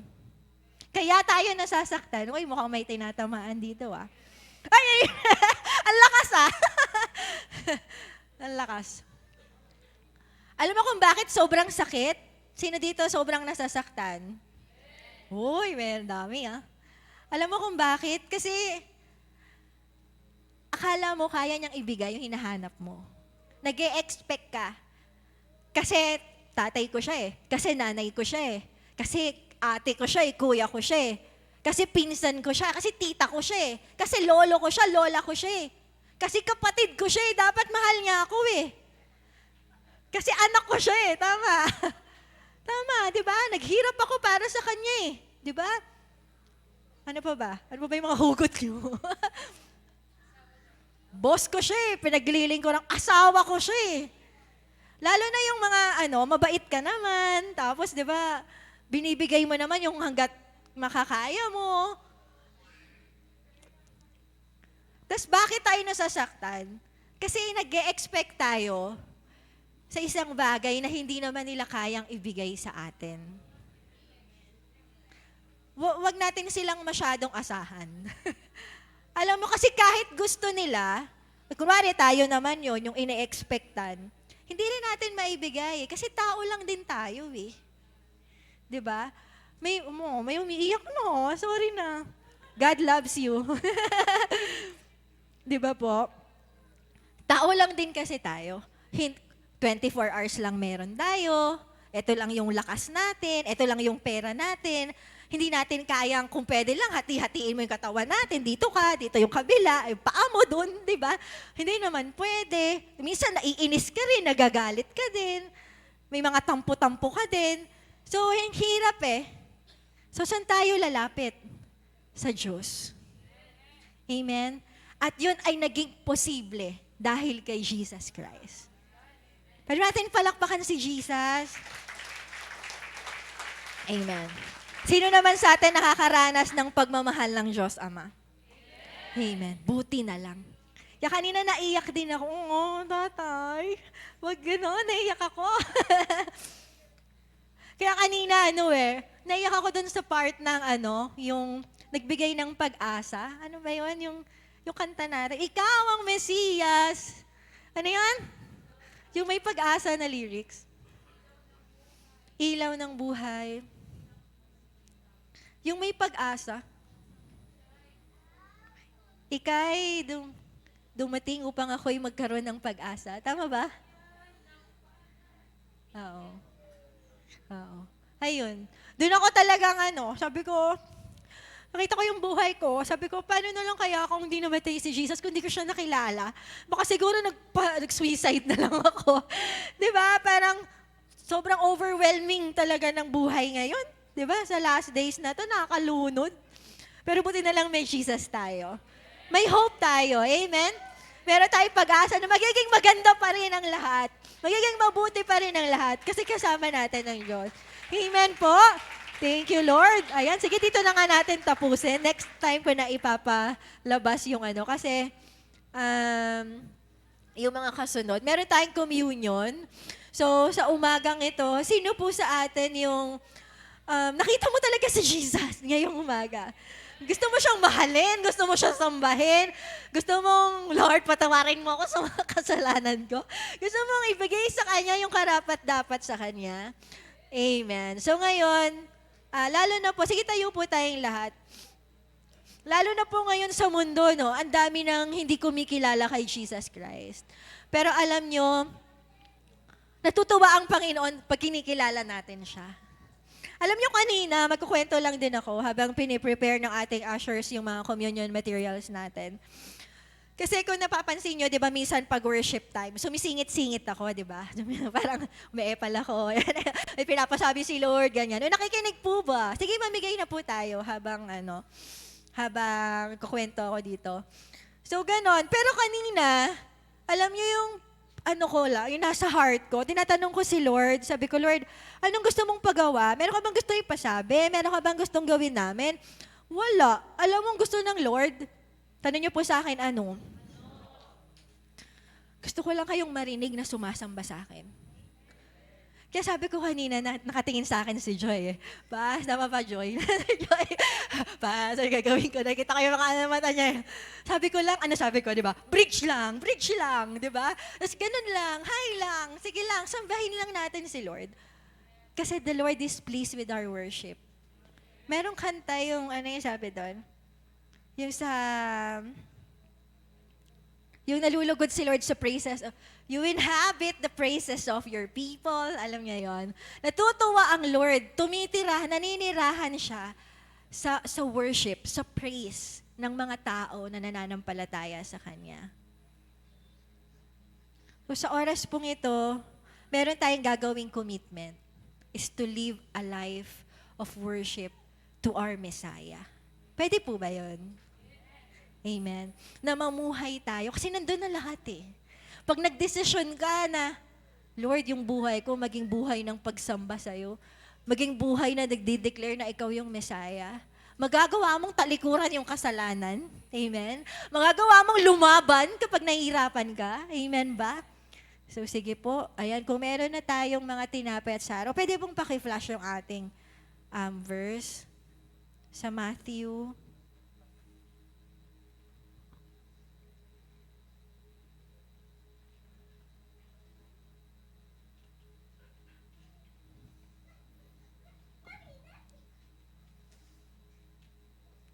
Ganyan. Parang putol.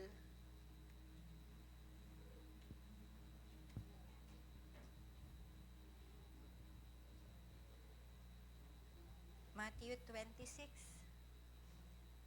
Teka lang po. Sige po, sa oras na to, mag-pray muna tayo personally sa Panginoon. Ano yung nakita nyo kanina sa mensahe natin? Ano yung commitment na gusto mong gawin sa oras na to para sa Panginoon? Kausapin lang natin si Lord. Pwede kang mag-sorry kung may mga nakita ka na nakita mo yung kasalanan mo, nakita mo yung sarili mo na malayo ka na sa Panginoon. Pwede tayong humingi ng tawad. Pwede rin tayong magpasalamat. Salamat, Lord, na pinakita mo ulit ikaw, Jesus Christ, bilang aking Mesiya. Salamat sa pagmamahal mo, Diyos Ama. Pwede mo rin kausapin si God the Father. Salamat, Diyos Ama, sa iyo ko nakikita yung pagmamahal na hindi ko nakikita dito sa mundong to. Pwede ka rin humingi. Pwede ka rin lumapit para humingi, Lord. Tulungan mo ko, samahan mo ko. Tulungan mo ako na gamitin mo din ako. Pwede mong hingin din yun. Gamitin mo din ako para maparanas din yung pagmamahal mo sa iba. Ma-share ko kung sino ka talaga sa mga tao na hindi nakakakilala sa'yo. Sige po, kung tapos na tayong mag-pray, pwede rin, sa oras pong ito, i-acknowledge natin si Jesus Christ. Wala pong sapilitan yung pagkain na to ng tinapay at pag-inom ng saraw. But this shows na kinikilala natin yung kamatayan ng Panginoon Jesus para sa atin. Yung tinapay, yung sumisimbolo sa katawan ni Kristo. At yung dugo niya, yung sinisimbolo ng nasa saro. So oras pong ito, basahin lang natin yung verse. Sa Matthew 26:26, Now as they were eating, Jesus took bread, and after blessing it, broke it and gave it to the disciples and said, Take, eat, this is my body. Sabay-sabay po natin kainin yung nasa tinapay. Yung tinapay.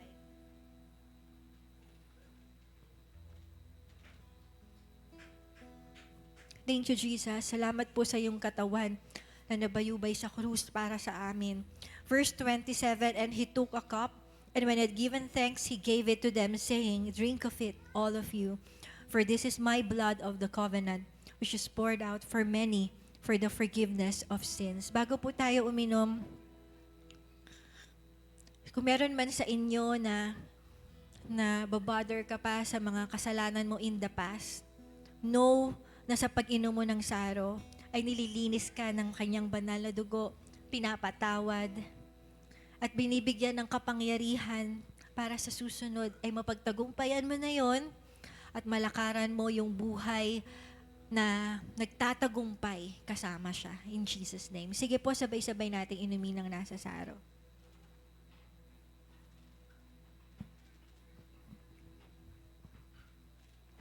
Ngayon naawit po tayo ng isang awit sa Panginoon.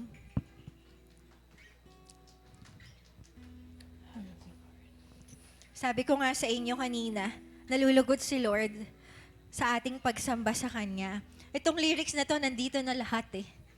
Sino nakakaalam ng My King Forever, Tagalog version? Andito na lahat ng gusto natin sabihin sa Panginoon, commitment na gusto natin gawin. So sige po, let's worship the Lord. Kung dati hindi tayo nag-worship, ngayon mag-worship na tayo. Huwag tayong mahiya. Sabi mo sa katabi mo, huwag tayong mahiya. Ayan. Sino nagmamahal kay Jesus? Amen. Bigay mo na lahat. Amen po. Amen. Sige po, awitan natin ang Panginoon. Taas natin ang ating mga kamay. Hallelujah. Suko natin ang ating buhay sa Kanya. Thank you, Jesus. Ika'y pinako doon sa krus. Ako'y pinatawad ng iyong awat biyaya. Thank you, Jesus.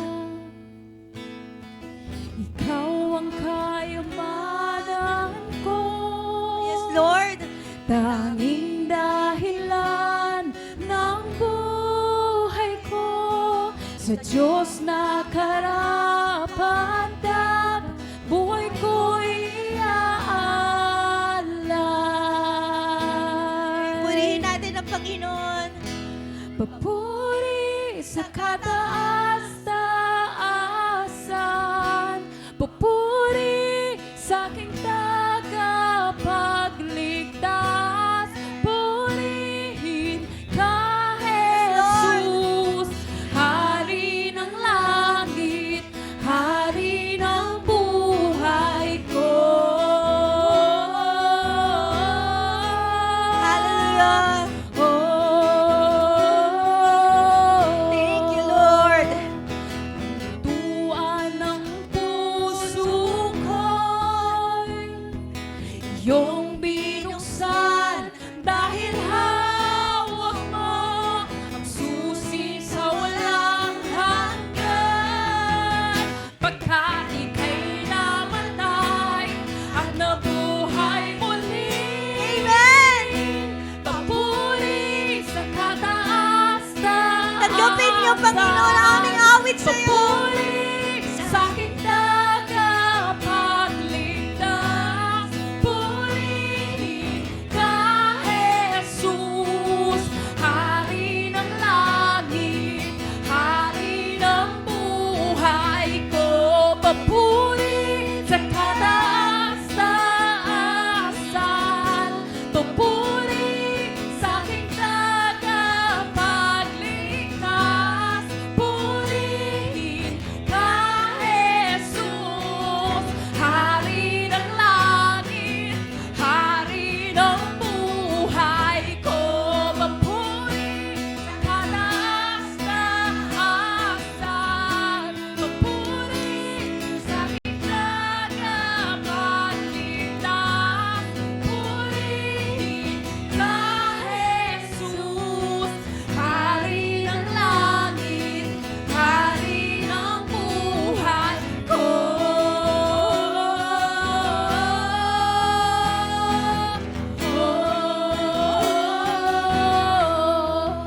meron po sa inyo na ngayong oras na to, kung dati nag-worship ka kay Lord, na wala yung alab ng worship mo, pero ngayon, binabalik ng Lord sa'yo.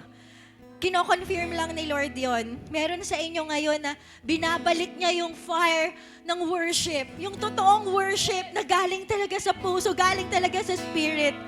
At yung iba sa inyo, nahihiya kayo dati na mag-worship taas ng kamay, pero ngayon gusto mong ibigay yung ganong klase ng worship. Sa oras na to, yun din yung binibigay, kino-confirm ng Lord sa'yo ngayon. Pakita mo yung worship. Nakikita niya. Pakita mo lang. Hallelujah. Hallelujah. Hallelujah. Sige po, awitin natin yung bridge. Lahat ng papuri sa iyo lamang, ang buhay ko'y sa'yo. Yes, Lord. Lahat ng papuri sa iyo Sige lang, sige lang. ang buhay ko. Sige lang, taas mo yung worship mo sa Panginoon. Lahat ng papuri sa iyo lamang, ang buhay ko'y sa iyo. Lahat ng papuri sa iyo lamang, ang buhay ko'y sa iyo. Lahat ng papuri sa iyo lamang, ang buhay ko'y sa iyo. Lahat ng papuri sa iyo lamang, ang buhay ko'y sa iyo.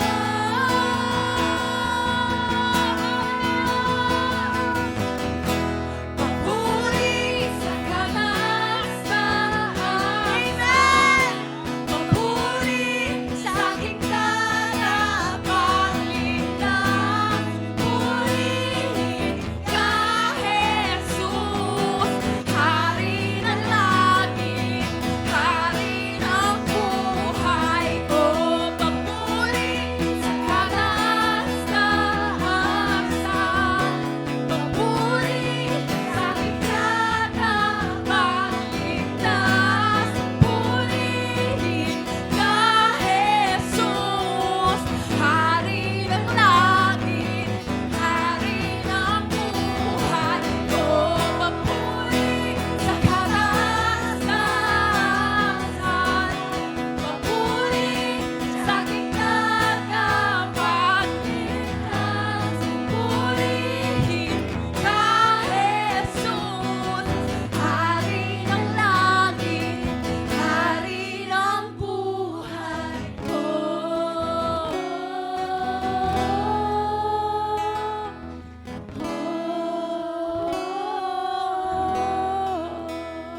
Sa oras pong ito, nililid lang ako na magpa-testimony. Kung sino sa atin yung talagang tinouch ka ni Lord ngayong umaga, kinausap ka niyan, gusto mong i-going firm yun sa buhay mo. Sige po, anyone na gustong i-share yun, pwede po tayong lumapit sa harapan.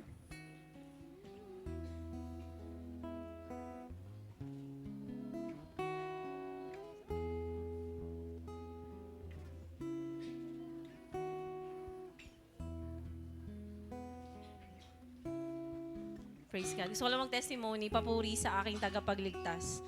So ako, bumaba na si Jesus and I'm waiting for Him bilang Savior ko, bilang King.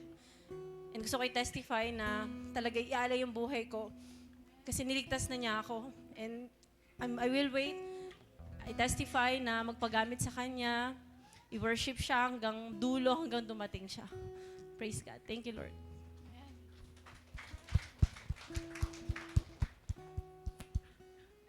gusto ko lang din magpasalamat sa Panginoong Jesus na pinakita niya muli kung paano, binalik niya yung alab ng worship, yung pinakita niya sa akin muli yung kung gaano yung ginawa niya talaga sa cross, hindi lang para sa akin, kundi para sa ating lahat. Salamat, Jesus, na muli mong binuksan, pinaalab yung puso namin, na pinakita mo na hindi na sayang lahat ng ginawa mo sa krus. And sa oras na to, ikaw nga po ay patuloy naming titingnan at hihintayin at patuloy na magiging tapat hanggang sa muli mong pagbabalik, Panginoong Jesus. Salamat. Thank you, Lord. Amen. Ayun ako. Ayun, sa akin po, ayun, nakita ko din yung power ng worship. Nakita ko yung worth talaga ang Panginoon na pag-alaya natin ng papuri, ng pasasalamat, ng pagsamba. And nakita ko din sa message yung another chance na bumalik sa Panginoon kung nawala man ako. And yung alam mo, yung nakita ko yung opportunity, yung grabe, yung pagmamahal sa akin ng Panginoon kasi hindi pa siya bumabalik. And binibigyan pa niya ako ng chance tayong lahat para magbago, para kilalanin siya, para ibigay yung best na hindi natin ibigay sa Kanya ng mga nakaraan. Alam niyo yun, yung parang huwag natin sayangin talaga yung pagkakataon na ibigay yung para sa Panginoon kasi walang ibang Diyos na deserving kung hindi ang Panginoong Jesus lamang. Ayun po, amen. Ayan. So, 10:30 na. Sorry po. Pero po, mamaya, meron ba tayong outro? Ayan. Nalibang nalibang. Pero mamaya, pwede niyong agawin yung mic sa kanya sa labas. Kung gusto niyo mag-testimony na kung nabitin kayo dito, gusto nyo mag-testify, gusto nyo i-declare talaga si Jesus. Ako yun din, yung talagang sa akin na parang, Lord, deserve mo. Deserve mo yung best ko, deserve mo yung best ng church, deserve mo yung best ng buong mundo. Di ba? Amen. So, ayun po, i-spread natin yung love kay Lord. Deserve niya. Amen po. Huwag na tayong mag-control. Let it out. Amen. Mahalin natin si Jesus. Mahalin natin yung mga tao. Share natin yung gospel. Magpakainit na tayo. Amen po. Amen. So, sige po, taas po natin ang ating mga kamay. Dito na po natatapos ang ating gawain. So, bago po pala yun, sabihin mo sa katabi mo, balik tayo next week.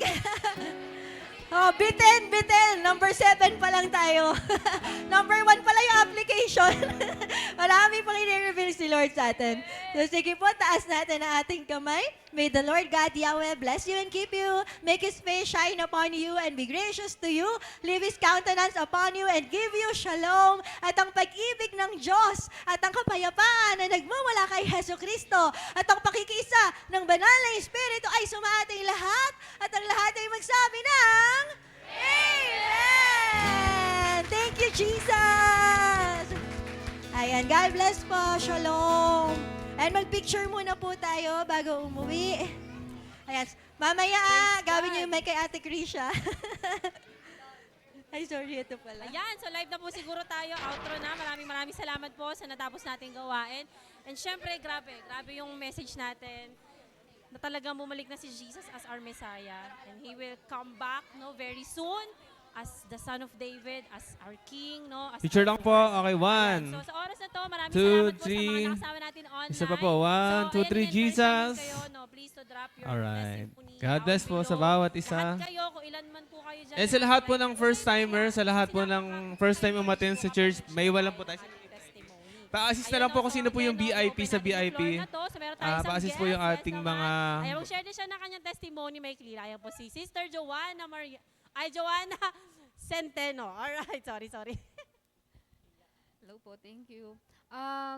Bali natutunan ko po sa SWS message ngayong araw na yung sobrang pagmamahal ni Lord sa atin na sa umpisa pa lang alam niya na talaga yung mangyayari sa mga susunod na henerasyon. Tapos pinakita niya agad sa first book pa lang sa Genesis kung ano yung kung paano tayo niya ililigtas sa mga kasalanan. And thank you, Lord, na pinaalala niyo sa akin na kung gaano niyo kami kamahal na kahit na may mga pagkakataon na nawawala sa pagsunod sa Kanya, pero pinaalala niya na kung ano yung ginawa niya sa cross, yung mga paghihirap niya dito sa lupa, na bumaba siya mula sa langit, na iniwan niya yung kayamanan kasama ang Ama para sa mga kapatid niya, para tutukan yung mga kapatid niya na which is tayo na hindi man tayo totoong Hudyo, mga hintil man tayo, pero kasama tayo sa salvation niya. Thank you Lord na sa pagmamahal,